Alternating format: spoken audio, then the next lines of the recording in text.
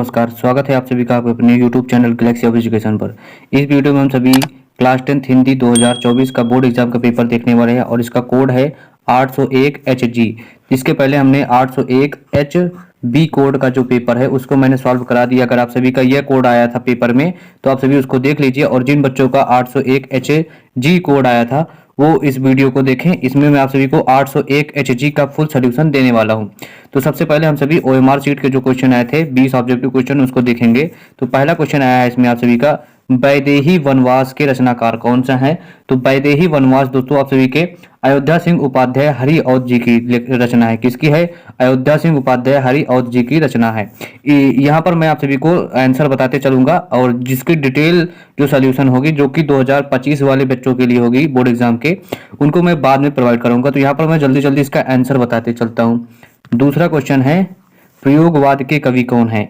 तो प्रयोगवाद जो है इसके जो कवि हैं वो आपके अज्ञेय जी हैं। कौन है? सच्चिदानंद हीरानंद वात्स्यायन अज्ञेय। आपका ऑप्शन नंबर बी यहाँ पर राइट है। तीसरा क्वेश्चन देखिए, इसमें पूछा गया है भाव विलास के रचनाकार कौन है? तो है ना, भाव विलास के रचनाकार कौन है? तो भाव विलास देव जी की रचना है। किसकी है? देव जी की रचना है। ऑप्शन नंबर ए यहाँ पर राइट है। चौथा क्वेश्चन में देखिए, छत्रसाल दशक के किसकी रचना है? जो छत्रसाल दशक है ये किसकी रचना है? तो छत्रसाल दशक आप सभी की भूषण जी की रचना है। किसकी है? भूषण जी की रचना है। ऑप्शन नंबर सी यहाँ पर राइट था। पांचवा क्वेश्चन देखिए, काला और बूढ़ा चांद के रचनाकार कौन है? काला और बूढ़ा चांद ये सुमित्रानंदन पंत जी की रचना है। किसकी है? सुमित्रानंदन पंत जी की रचना है।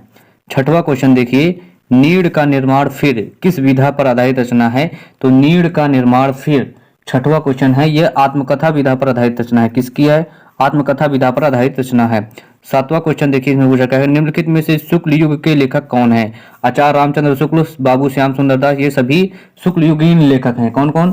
आचार्य रामचंद्र शुक्ल, श्याम सुंदर दास, ये सभी शुक्ल युग के लेखक हैं। ऑप्शन नंबर सी यहाँ पर राइट है। चलते हैं, आठवां क्वेश्चन है, इसमें पूछा गया आपसे विषय निम्नलिखित कथनों में से कौन सा कथन सही है उसको छांट कर लिखना है। तो यहाँ पर देखिए, शशांक के रचनाकार आचार्य रामचंद्र शुक्ल हैं, ये गलत है। आकाशदीप कहानी डॉक्टर राम कुमार वर्मा की है, गलत है। क्या भूलूं क्या याद करूं हरिवंश राय बच्चन जी की है।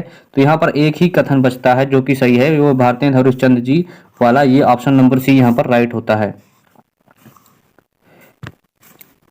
नौवां क्वेश्चन है कि परीक्षा गुरु किस विधा पर आधारित रचना है? तो हिंदी का प्रथम उपन्यास है परीक्षा गुरु, जिसके लेखक हैं लाला श्रीनिवास जी। ऑप्शन नंबर सी यहाँ पर आपका राइट है। 10वां क्वेश्चन देखिए कि बाण भट्ट की आत्मकथा किस विधा पर आधारित रचना है और इसके लेखक कौन है? तो बाण भट्ट की आत्मकथा के लेखक हैं आपके हजारी प्रसाद द्विवेदी जी। कौन है? 10वां क्वेश्चन का राइट आंसर है option number B, Hazari Prasad Dwivedi ji इसके लेखक हैं।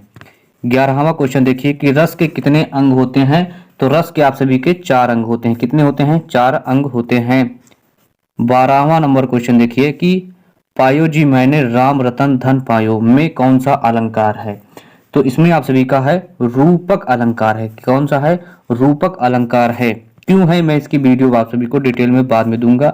देखिए 13 नंबर क्वेश्चन में पूछा गया कि सोरठा के पहले चरण और पहले चरण में कितनी मात्राएं होती हैं, है ना। सोरठा के पहले चरण में कितनी मात्राएं होती हैं?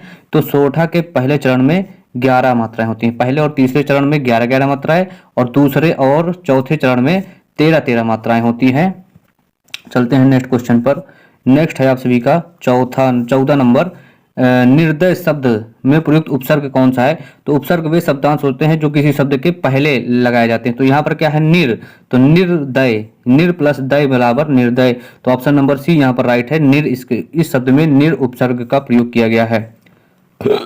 15 नंबर क्वेश्चन है कि नील गांव में कौन सा समास है? अर्थात नीला है वह गांव। तो नीला है वह गांव मतलब कर्मधारय समास है। यहाँ पर कौन सा है? कर्मधारय समास है। चलते हैं 16 नंबर क्वेश्चन देखिए। 16 नंबर में पूछा गया आपसे विषय कि खेत का तत्सम रूप क्या है? खेत को क्षेत्र कहते हैं। क्या कहते हैं? क्षेत्र। आपका ऑप्शन नंबर सी यहाँ पर राइट है।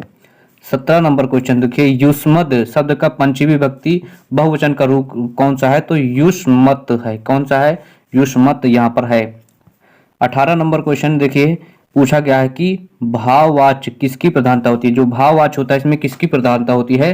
तो भाववाच्य में आप सभी की क्रिया का प्रधानता होता है। क्रिया प्रधान होता है। ऑप्शन नंबर सी यहाँ पर राइट है। 19 नंबर क्वेश्चन देखिए कि 19 में पूछा गया कि वाक्य के कितने तत्व होते हैं, है ना। तो वाक्य के आप सभी के 2 तत्व होते हैं। कौन 2 तत्व होते हैं? ऑप्शन नंबर ए यहाँ पर राइट है। 20वां नंबर क्वेश्चन देखिए कि अविकारी पद को अन्य किस नाम से जाना जाता है? तो अव्यय पद से जो होता है इस नाम से जाना जाता था। तो इस वीडियो में हमने 801 एच जी करके जो पेपर कोड आया था उसको हमने सॉल्यूशन कराया है। इसके पहले हमने 801 एच बी पेपर कोड जो था उसका हमने फुल